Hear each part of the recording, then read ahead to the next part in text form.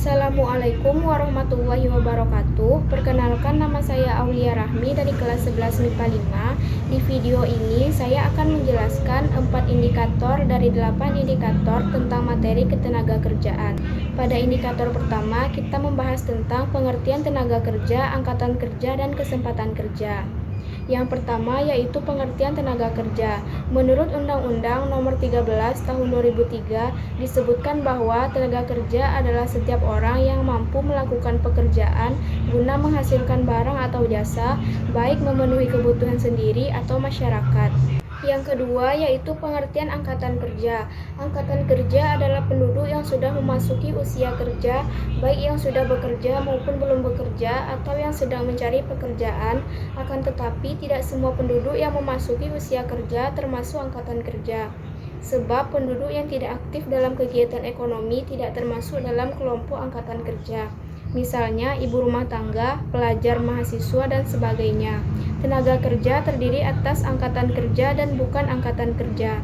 Kelompok bukan angkatan kerja seperti anak yang masih sekolah, orang yang mengurus rumah tangga, orang-orang cacat, jompo, dan orang-orang yang sudah pensiun. Yang ketiga yaitu pengertian kesempatan kerja. Kesempatan kerja adalah suatu keadaan yang menggambarkan ketersediaan lapangan kerja di masyarakat. Pada indikator kedua, kita mengklasifikasikan jenis-jenis tenaga kerja. Jenis-jenis tenaga kerja menurut sifatnya. Menurut sifatnya, tenaga kerja terbagi dua, yaitu tenaga kerja rohani dan tenaga kerja jasmani. Yang pertama yaitu tenaga kerja rohani. Tenaga kerja rohani adalah tenaga kerja yang cenderung lebih memanfaatkan otaknya dalam bekerja.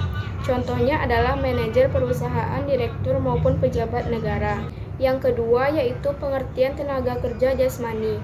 Tenaga kerja jasmani adalah tenaga kerja yang dituntut untuk menggunakan tangannya dalam melakukan suatu pekerjaan.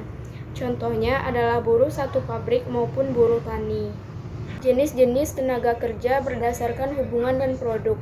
Berdasarkan hubungan dan produk ini terbagi dua, yaitu tenaga kerja langsung dan tenaga kerja tidak langsung. Pengertian tenaga kerja langsung adalah mereka yang berfungsi dan turun langsung dalam proses pembuatan atau produksi suatu produk. Contohnya adalah para pekerja seperti tukang jahit dan perusahaan tekstil. Pengertian tenaga kerja tak langsung.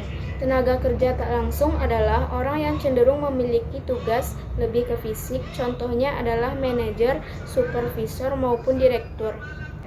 Jenis-jenis tenaga kerja berdasarkan jenis pekerjaannya. Terbagi tiga, yaitu tenaga kerja lapangan, tenaga kerja pabrik, dan tenaga kerja kantor. Pengertian tenaga kerja lapangan. Tenaga kerja lapangan adalah tenaga kerja yang terjun langsung ke lapangan, bahkan terkadang berhubungan langsung dengan pelanggan. Contohnya adalah marketing lapangan. Pengertian tenaga kerja pabrik. Tenaga kerja pabrik adalah tenaga kerja yang bekerja di pabrik yang biasanya di bagian produksi. Pengertian tenaga kerja kantor.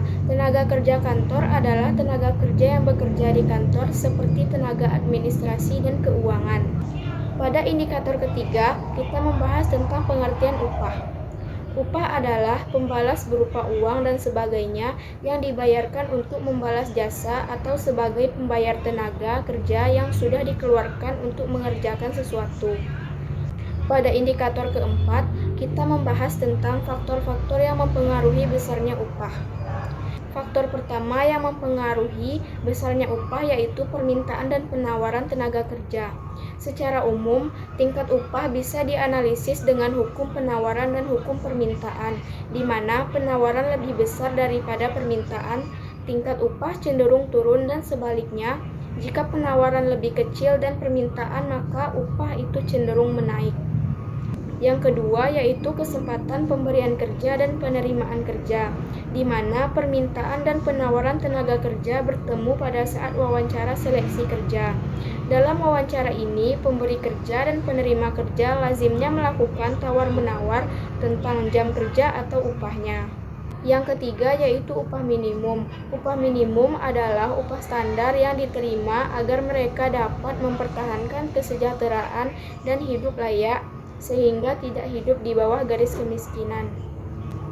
Sekian, terima kasih. Assalamualaikum warahmatullahi wabarakatuh.